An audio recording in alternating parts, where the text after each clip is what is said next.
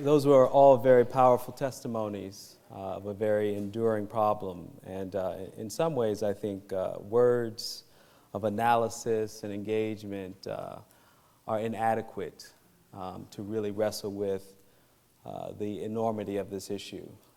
But that being said, we're going to try to move forward and make more meaning out of this and make the difference either for those who are in this room or for those who will one day bear witness to this, to really understand in as rich and engaging way as possible. I want to pick up on something Carlton just said about history repeating itself, and I want to shift our focus slightly away from, say, Emmett Till to something that I think is more telling of the world that we actually live in now. So I'm going to read 5 simple recommendations.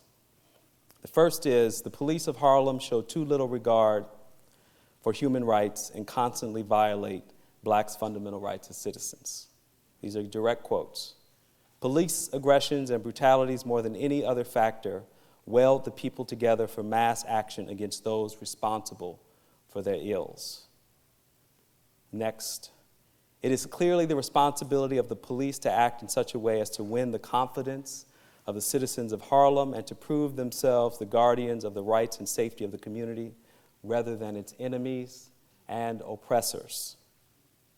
4, private prejudices are no warrant for interfering with the association of whites and Negroes. Starting to get a little taste of the context for this. The last one, officers of the law who violate the law should not only be subject to investigation and punishment by the police department, but that action should be taken just as vigorously as where any other person is charged with a crime. Right. Now that's Harlem in 1935.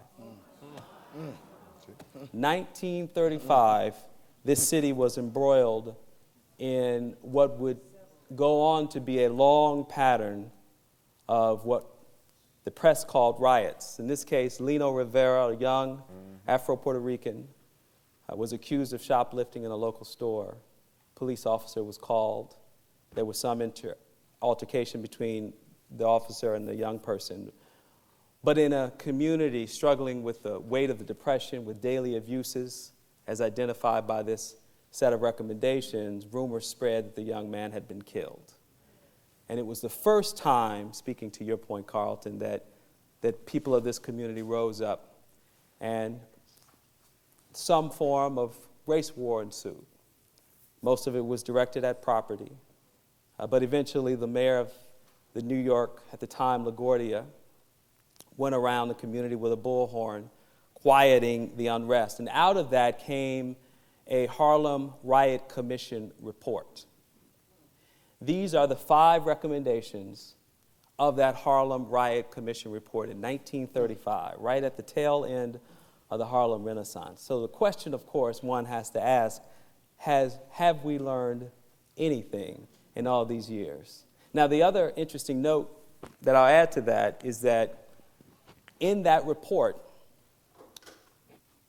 E. Franklin Frazier, who was then an African-American sociologist, one of the leading sociologists in the country, had done some survey work, like John here. And he had polled residents and officers willing to talk to him about abusive police practices in North Harlem spilling over into Washington Heights, and had essentially identified stop and frisk practices where black folks who were moving into the areas of North Harlem and Washington Heights where they weren't welcome, where police officers were on the front lines of protecting white communities. This is all in the report. But guess what happened to the report?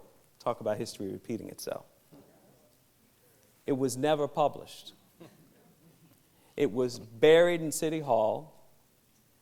No one ever came and wrote about it until the New York Amsterdam News demanded access to the report and later published it.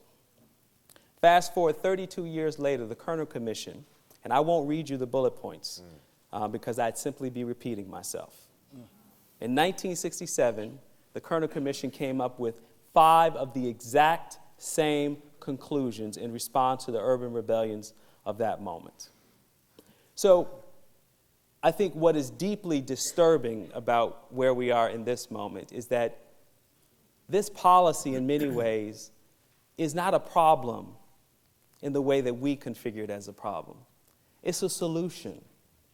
It's a solution for organizing urban space. It's a solution for making sure that the wrong kind of people don't end up in certain places, whether they live there, whether they walk freely, head held high. It's a way of organizing our society, and all we've done is made it a lot easier with CompStat. We've developed modern tools of surveillance that make the work of those in the 1930s and in the 1960s and the 70s, 80s a whole lot easier.